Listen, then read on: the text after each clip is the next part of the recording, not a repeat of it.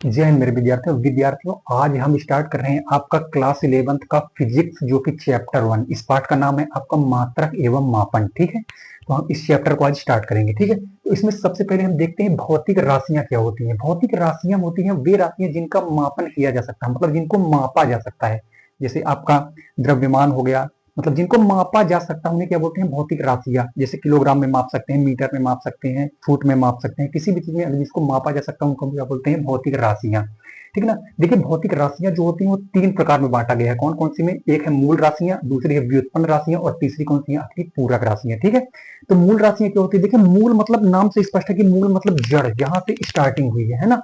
तो वे राशियां जो किसी भौतिक राशि पर निर्भर नहीं करती, उसे हम क्या बोलते हैं, उसे हम बोलते हैं आपकी मूल राशियां बोलते हैं। ठीक है, और व्युत्पन्न राशियां क्या होती हैं? व्युत्पन्न राशियां वे राशियां होती हैं जो मूल राशियों पर निर्भर होती हैं। जो मूल राशियां होती हैं ना आपकी, उन पर निर्भर होती है, उसको हम व्युत्पन्न राशियां बोलते हैं। ठीक है, और पूरक राशियां क्या होती हैं? पूरक राशियां वे राशियां जो बीमाहीन होती है, जिनके बीमा नहीं होती। अब बीमा क्या है, इसको हम पढ़ेंगे इसी चैप्टर के आगे, थोड़ा सा पार्ट में पढ़ेंगे इसको कि बीमा क्या होती है। ठीक है, समझने के लिए बता देते हैं। जो बीमा होती है वो मूल मात्रक और व्युत्पन्न मात्रक के बीच जो संबंध स्थापित करते हैं ना, उनके बीच जो सूत्र स्थापित होता है उसी को हम बोल देते हैं आपकी बीमा सूत्र या बीमी राशियां बोल देते हैं। ठीक, बीमी राशियां, बीमा सूत्र बोल देते हैं उसको। ठीक है, तो ये सारी चीजें हम आज आपको समझाएंगे कि आखिरकार ये सारी चीजें होती क्या है। ठीक है, तो सबसे पहले बात करते हैं मूल राशियां। मूल राशियां क्या होती हैं? अभी जैसे हमने बताया इसकी परिभाषा कि मूल राशियां वे राशियां होती हैं जो किसी अन्य भौतिक राशियों पर क्या होती है, निर्भर नहीं होती। ठीक है, तो इस चीज को हम लिख देते हैं थोड़ा सा परिभाषा, ताकि आपको याद रहे।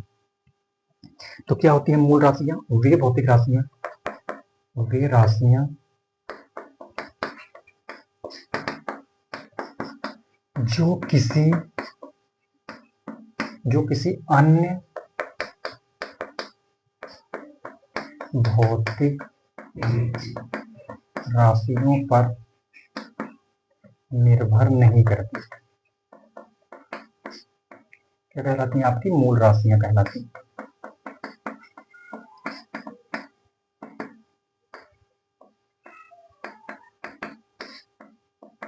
ठीक है, मूल राशियां आपकी कितनी होती हैं? टोटल 7 होती है मूल राशियां। ठीक है, मूल राशियां कितनी हैं आपकी? मूल राशियां 7 हैं। कौन कौन सी होती है बताइए, बताइए कौन कौन सी मूल राशियां होती हैं आपकी? 7 होती हैं। पहली होती है आपकी लंबाई, दूसरी द्रव्यमान, तापमान, लंबाई, द्रव्यमान, समय, तापमान, ज्योति तीव्रता, पदार्थ की मात्रा और विद्युत धारा। ये 7 प्रकार की होती हैं आपके पास मूल राशियां। कौन कौन सी हम लिख देते हैं। सबसे पहली होती है आपकी लंबाई, दूसरे नंबर पर होती है आपकी द्रव्यमान,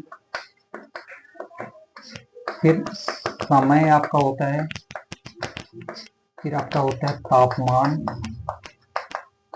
ठीक है, फिर 5वें नंबर पर होता है विद्युत धारा।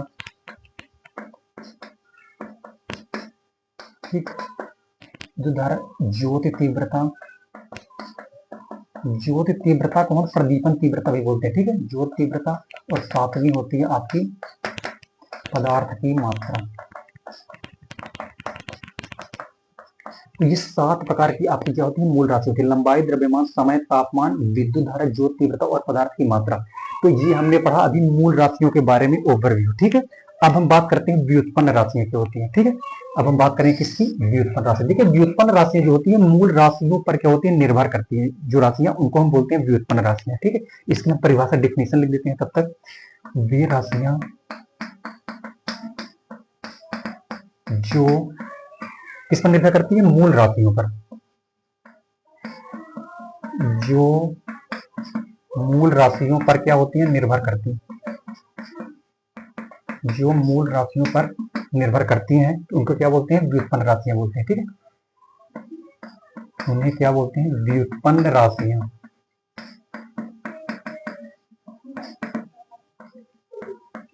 उन्हें व्युत्पन्न राशियां कहते हैं आपके। ठीक है, अब इसके एग्जाम्पल हम देखते हैं कि आखिरकार व्युत्पन्न राशियां कौन कौन सी होती हैं। ठीक है, तो हम देखते हैं एग्जाम्पल। एग्जाम्पल हालांकि बहुत सारे हैं, लेकिन हम एक दो से भी समझा देते हैं, फिर आगे चलकर हम इसको पूरा डिटेल से पढ़ेंगे आखिरकार होती क्या व्युत्पन्न राशियां। ठीक है, पहला हम देखते हैं क्षेत्रफल।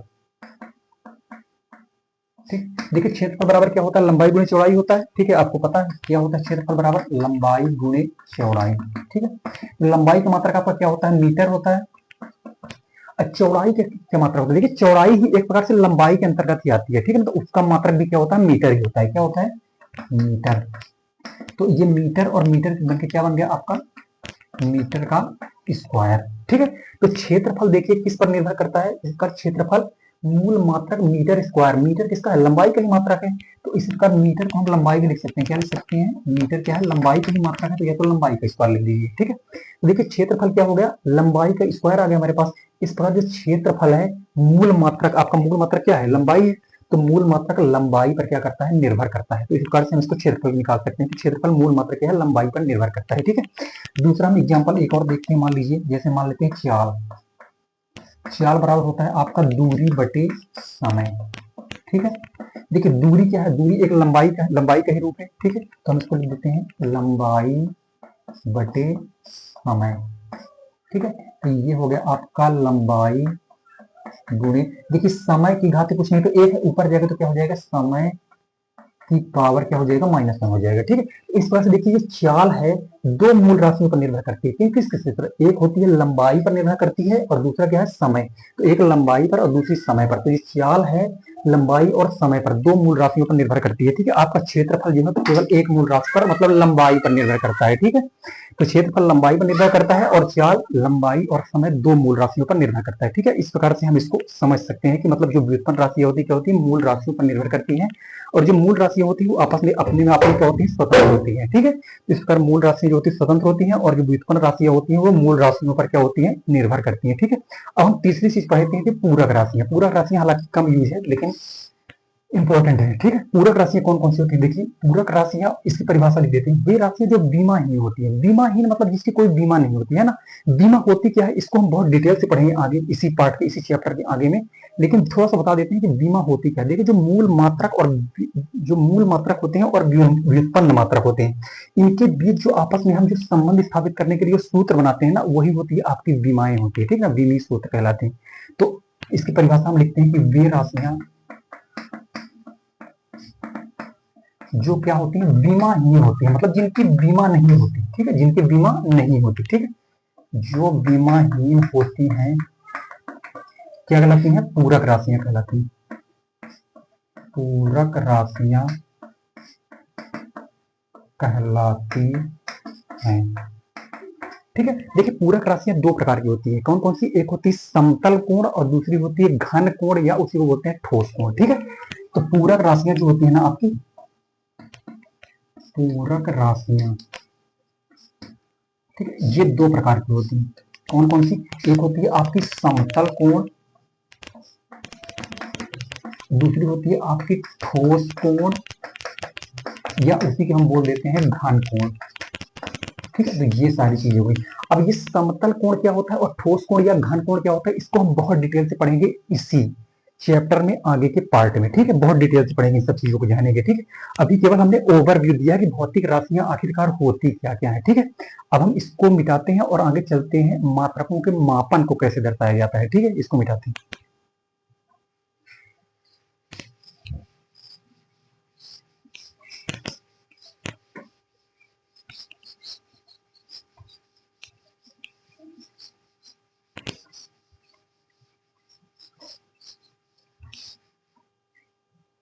हम समझते हैं मात्रकों के मापन, ठीक है।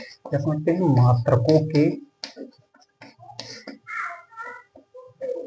मापन, ठीक है। देखिए जो कोई भी भौतिक राशि होती है वो दो चीजों से मिलकर बनी होती है। कौन कौन चीजों से? एक आपका संख्यात्मक मान दैट इज न्यूमेरिकल वैल्यू, और दूसरा मात्रक दैट इज यूनिट। इन दोनों चीजों का क्या होती है? योग होती है आपकी भौतिक राशि, ठीक है। तो जो आपकी भौतिक राशि होती है, भौतिक राशि बराबर इन दो चीजों का योग होती है। किसका किसका? आपका संख्यात्मक मान प्लस आपका मात्रक, ठीक है। संख्यात्मक मान को ही हम क्या बोलते हैं अंग्रेजी में? Numerical value. क्या बोलते हैं? Numerical value.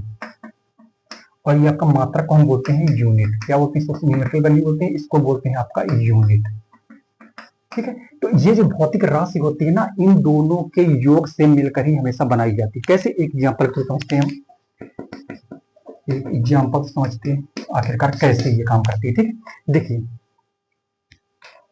देखिए कैसे काम करती है कि जैसे मान लीजिए लिखा हुआ है आपके पास कोई किसी क्षण की लंबाई मान लीजिए दिया हुआ है आपके पास, कितना दिया हुआ है 3 मीटर। कितना दिया हुआ है 3 मीटर। मतलब किसी क्षण की लंबाई दिया हुआ है, अगर एग्जाम्पल के रूप में किसी क्षण की लंबाई कितना है 3 मीटर है। ठीक है। जो जो भौतिक ये एक भौतिक राशि, देखिए 3 क्या है आपका संख्यात्मक मान है और मीटर क्या है आपका क्या है मात्रक है। ठीक है। तो ये जो भौतिक राशि है ये 3 मीटर, मतलब किसी क्षण की लंबाई 3 मीटर अगर है, उसका मतलब ये हुआ किसी क्षण की लंबाई में जो मीटर है ना वो कितनी बार आया है 3 बार आया है। इसका मतलब ये हुआ आपका। तो ये भौतिक राशि जो होती है वो संख्यात्मक मान, ये संख्यात्मक मान है और वो आपका ये क्या मीटर क्या है आपका ये मात्रक है। ठीक है। मतलब किसी क्षण की लंबाई में जो मीटर है जो मात्रक है 3 बार आया है, इसका मतलब ये हुआ। ठीक है। अगर किसी क्षण की लंबाई 3 मीटर दिया हुआ तो इस प्रकार हम इसको समझ सकते हैं कि क्षण की भौतिक राशि जो होती है संख्यात्मक मान और मात्रक के योग से मिलकर बनी होती है। ठीक है। अब हम आगे इसमें चलते हैं कि अगर यदि, इसको बात को समझिएगा, यदि मात्रक u1 होने पर, ठीक है, यदि मात्रक मान लीजिए कितना हो u1 होने पर किसी भौतिक राशि, यदि मात्रक u1 होने पर किसी भौतिक राशि का संख्यात्मक मान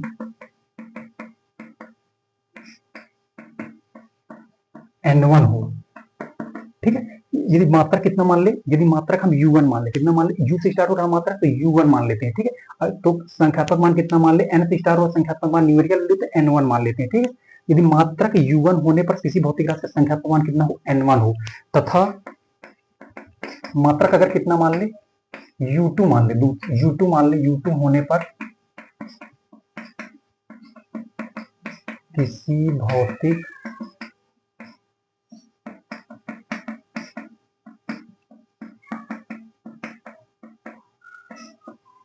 संख्यात्मक मान कितना मान लीजिए, अगर मात्रक u1 था तो हमने n1 माना था, अगर u2 मान ले तो संख्यात्मक मान कितना हो जाएगा n2 मान लेते हैं। तब क्या होता है इन दोनों का गुणनफल n1 u1 बराबर n2 u2 बराबर होता है आपके एक नियतांक के बराबर। किसके बराबर होता है, एक नियतांक। ठीक है। तो n1 u1 मतलब संख्यात्मक मान आपका यूनिट, n1 u1 संख्यात्मक मान मात्रक इस रूप में लिखा जाता है। तो n1 u1 n2 u2 बराबर क्या होता है एक नियतांक के बराबर हो जाता है। ठीक है। ये आपकी सूत्र बन जाता है आपका नियम के अनुसार। ठीक है।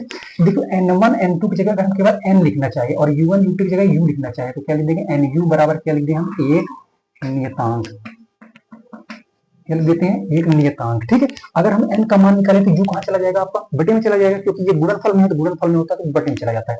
तो n बराबर होता है आपका क्या हो जाएगा एक नियतांक, एक नियतांक बटे क्या हो जाएगा आपका u हो जाएगा। तो अगर देखिए ये चीज हमारे पास आ गया। ठीक है। अब देखिए जब ये बराबर हटता है ना, एक चिन्ह आता है समानुपाती या अनुक्रमानुपाती का, तो यहाँ पे एक नियतांक की जगह कितना हो जाता है 1 हो जाता है। ठीक है। जब हम बराबर हटाते हैं तो एक अनुक्रमानुपाती समानुपाती का चिन्ह आता है और यहाँ से एक नियतांक की जगह कितना हो जाता है 1 हो जाता है। तो ये इस प्रकार बन जाता है। ठीक है। इस चीज को समझिएगा, यहाँ पे ये चीज जो लिखा हुआ है इस चीज को हम यहाँ पे समझाते हैं। ठीक है। जैसे मान लीजिए आपके पास लिखा हुआ है, ठीक है, अगर n समानुपाती u लिखा हुआ है, n बराबर, अगर मान लीजिए n बराबर क्या लिखा हुआ है n समानुपाती u लिखा हुआ है, जब ये समानुपाती या अनुक्रमानुपाती का चिन्ह होता है जब सीधा सीधा हो, ठीक है, इसको बोलते हैं अनुक्रमानुपाती या समानुपाती। लेकिन अगर यही चीज अगर इस प्रकार लिखा हुआ है n समानुपाती 1/u लिखा हो तो चिन्ह वही है, सेम, आपका चिन्ह क्या है आपका सेम है, लेकिन ये चिन्ह सेम है, लेकिन जब 1/, के रूप में लिखी जाती है तो इसी चिन्ह को बोल देते हैं व्युत्क्रमानुपाती। क्या बोलते हैं व्युत्क्रमानुपाती। लेकिन अगर सीधा सीधा लिखा हो तो इसी चीज को बोलते हैं समानुपाती या अनुक्रमानुपाती बोल देते हैं। ठीक है। तो देखिए जब ये समानुपाती या अनुक्रमानुपाती हटता है तो हमारे पास हमेशा, जब ये समानुपाती अनुक्रमानुपाती हट के बराबर आता है तो हमारे पास एक नियतांक आता है। क्या आता है, एक नियतांक, और फिर u लिखा जाता है। तो इस प्रकार से लिखा जाता है कोई भी नियतांक को। और जब ये व्युत्क्रमानुपाती हटता है तो n बराबर होता है तब भी एक नियतांक आता है, एक नियतांक बटे u आता है। ठीक है ना। तो जब भी ये बराबर हटेगा एक नियतांक की जगह हम 1/, कर देंगे। ठीक है। तो इसमें बराबर हटेगा तो समानुपाती लगा देंगे, इसमें बराबर हटेगा तो समानुपाती लगा के 1/, कर देंगे। ठीक है। तो ये चीज को आपको समझना है, ठीक है। तो जब भी एक नियतांक है, इससे ये हासिल हो सकता है, इससे ये हासिल हो सकता है, और इससे ये हासिल हो सकता है, इससे ये हासिल हो सकता है, ठीक है। समानुपाती लगा हुआ है तो समानुपाती का चिन्ह जब हट के बराबर लगता है तो एक नियतांक आता है और यू आता है, ठीक है। जब ये 1 करके लिखा हुआ है तो इसका मतलब ये व्युत्क्रमानुपाती है, एन व्युत्क्रमानुपाती किसके 1/u की। तो ये व्युत्क्रमानुपाती का चिन्ह हटता है तो एक नियतांक आता है और यू आता है, ये बराबर हट जाता है, ठीक है। तो इस प्रकार से हम इसको समझ सकते हैं। देखिए यहाँ पे समझिए, ये 1/u है, क्या है ये देखिए एक नियतांक बटे u है। तो जब इस बराबर हटा के हम समानुपाती लगाएंगे तो एक नियतांक की जगह कितना आ जाएगा, 1/u आ जाएगा, ठीक है। इसका मतलब ये हुआ कि जब भी आपके पास ये क्या है, ये मात्रक है और n क्या है, संख्यात्मक मान। तो मात्रक का मान जितना बड़ा होगा संख्यात्मक का मान उतना छोटा होगा, ठीक है। अगर ये 1 में है तो इसका मतलब ये होता है कि मात्रक का मान जितना बड़ा होगा संख्यात्मक मान को उतना छोटा होगा, ये मात्रक का मान जितना छोटा होगा ये उतना बड़ा होगा। तो इस प्रकार व्युत्क्रमानुपाती का चिन्ह हो गया ना। ये व्युत्क्रमानुपाती मतलब उल्टा दर्शाने के लिए ये सारी चीजें, ठीक है। अगर सीधा सीधा होता, समानुपाती होता, तो ये जितना बड़ा होगा ये भी उतना ही बड़ा होगा, ये जितना छोटा होगा ये भी उतना छोटा होगा। लेकिन 1 करके लिखा हुआ है तो इसका मतलब उल्टा होता है, अगर ये जितना बड़ा होगा ये उतना छोटा होगा, ये जितना बड़ा होगा वो इतना छोटा होगा, उल्टा चलता है ये। इसको बोलते हैं व्युत्क्रमानुपाती। चिन्ह वही है लेकिन 1 में लिखा हो तो इसको व्युत्क्रमानुपाती बोल देंगे, अगर सीधा सीधा लिखा तो इसको समानुपाती या अनुक्रमानुपाती बोल देंगे, ठीक है। तो इतना डिफरेंस आपको जो है तो समझना है, ठीक है। जब भी समान इसका चिन्ह हटता है तो बराबर लगता है तो एक नियतांक आता है, एक नियतांक बटे यू हो जाएगा, ये हटेगा तो बराबर लगेगा तो एक नियतांक और यू हो जाएगा। तो ये सारी चीजें आपको क्या है समझना है इन सब चीजों को, ठीक है। तो ये चीज आ गई। इसका मतलब क्या हुआ, जो आपका संख्यात्मक मान है वो ये u मतलब यूनिट आपके मात्रा के क्या होता है, व्युत्क्रमानुपाती होता है, ठीक है। इसका मतलब क्या हो गया, संख्यात्मक मान। इसका मतलब हम लिखते हैं इसके नीचे, किसी भौतिक राशि का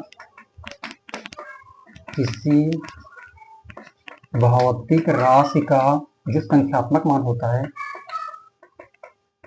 किसी भौतिक राशि का संख्यात्मक मान क्या होता है आपके, ये यूनिट मतलब मात्रक के क्या होता है, व्युत्क्रमानुपाती होता है। क्या होता है, मात्रक के क्या होता है आपके व्युत्क्रमानुपाती,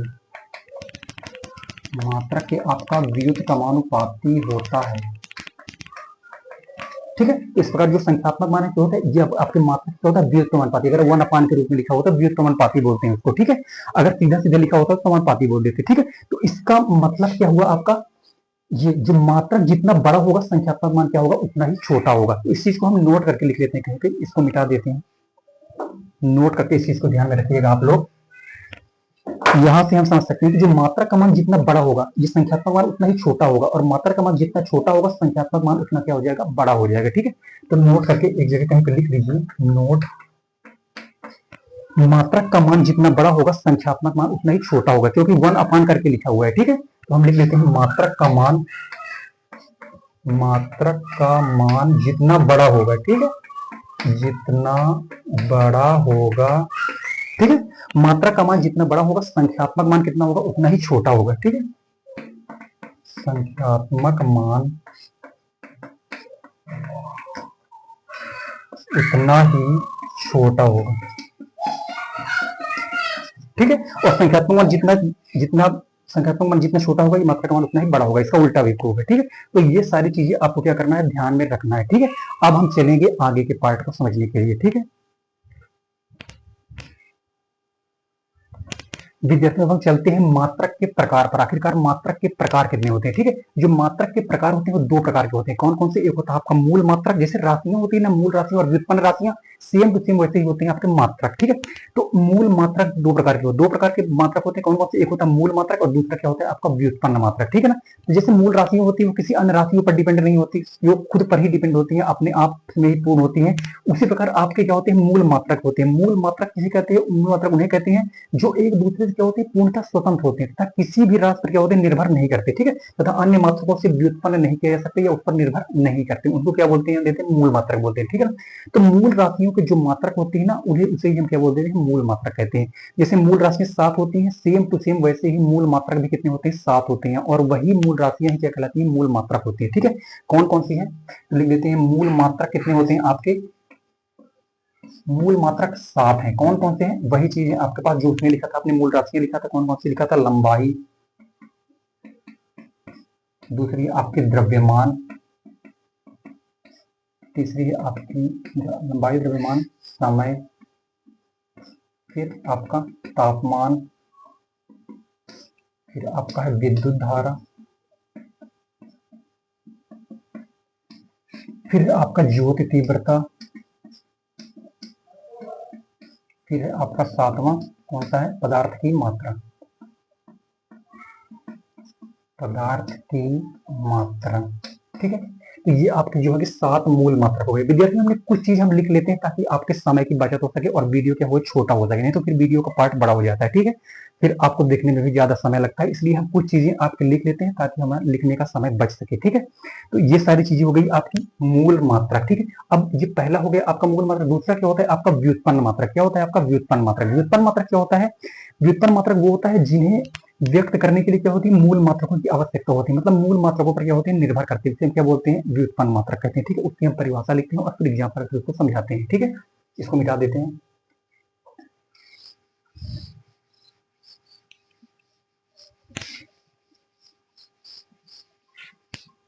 दूसरा हम लिखते हैं आपका व्युत्पन्न मात्रक। कौन सा होता है आपका व्युत्पन्न मात्रक?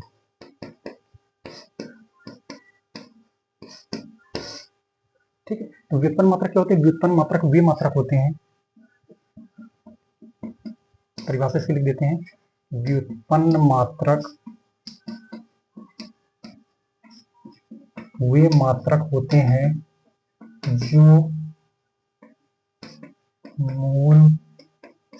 जो मूल मात्रकों से व्युत्पन्न किए जाते हैं। ठीक है, जो मूल मात्रकों से व्युत्पन्न किए जाते हैं इसको क्या बोलते हैं, व्युत्पन्न मात्रक बोलते हैं। ठीक है, उन्हें क्या बोलते हैं, व्युत्पन्न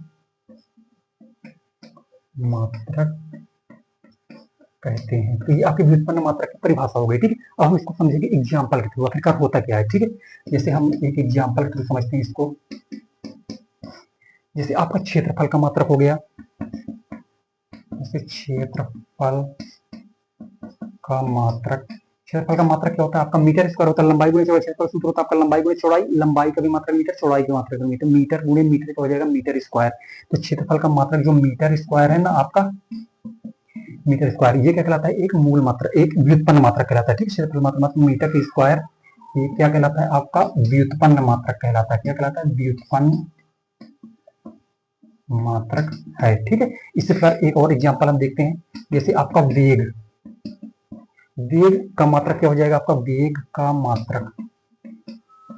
ठीक है, वेग का मात्रक होता है आपका मीटर प्रति सेकंड। क्या होता है, मीटर प्रति सेकंड, मीटर प्रति सेकंड। ये भी क्या हो जाएगा आपका व्युत्पन्न मात्रक हो जाएगा। क्यों, क्योंकि मीटर आपका लंबाई का मात्रक है, सेकंड आपका समय का मात्रक है, और लंबाई और सेकंड दोनों क्या है आपकी मूल राशियां हैं, ये मूल मात्रक है। तो मूल मात्रकों से ही हम इसको क्या करेंगे, इसको निकाले हैं, इसलिए क्या हो जाएगा, वेग का मात्रक मीटर पर सेकंड क्या हो जाएगा आपका व्युत्पन्न मात्रक हो जाएगा। ठीक है, तो वेग का मात्रक मीटर पर सेकंड क्या है, एक व्युत्पन्न मात्रक, व्युत्पन्न मात्रक। ठीक है, तो ये सारी चीजें हमने इसको सीखा कि मूल मात्रक क्या होते हैं और व्युत्पन्न मात्रक क्या होती हैं, और भी बहुत सारी चीजें हैं।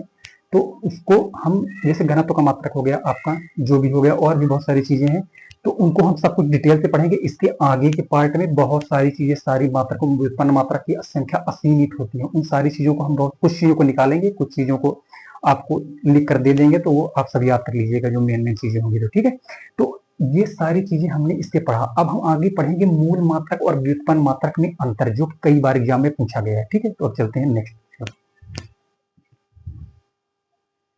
विद्यार्थियों, अब हम एक नए टॉपिक पर चलते हैं, आपका मूल मात्रक और व्युत्पन्न मात्रक में अंतर स्थापित कैसे करेंगे। ठीक है ना, बहुत इंपॉर्टेंट टॉपिक है क्योंकि कई बार एग्जाम में पूछा जा चुका है। ठीक है, देखिए एक तरफ हम लिख देते हैं मूल मात्रक और दूसरी तरफ व्युत्पन्न मात्रक। ठीक है, हमने इसको लिख लिया है क्योंकि आपके समय की बचत हो सके। ठीक है, तो मूल मात्रक क्या होती है, देखिए मूल राशियों के जो मात्रक होते हैं इसको मूल मात्रक बोलते हैं, जो व्युत्पन्न राशियों के मात्रक होते हैं क्या बोलते हैं, व्युत्पन्न मात्रक। तो यही हमने पहला चीज लिख दिया कि मूल राशियों के मात्रक क्या बोल देते हैं, आपका मूल मात्रक बोल देते हैं, और व्युत्पन्न राशियों के जो मात्रक होते हैं उसको व्युत्पन्न मात्रक बोल देते हैं। ठीक है, दूसरा चीज हमने क्या लिखा हुआ कि मूल मात्रक जो क्या होते हैं, एक दूसरे से पूर्णतः स्वतंत्र होते हैं। जैसे हमने परिभाषा पढ़ा था, सेम टू सेम उसी चीज को हमने थोड़ा सा पॉइंट में बना के लिख दिया। ठीक है, एक दूसरे से पूर्णतः स्वतंत्र होते हैं, और ये क्या होते हैं, व्युत्पन्न मात्रक मूल मात्रक पर निर्भर करते हैं। ठीक है, तो ये निर्भर करते हैं। देखिए इनकी संख्या कितनी है, 7 है, हमने पढ़ा था इसकी डिफिनेशन में भी।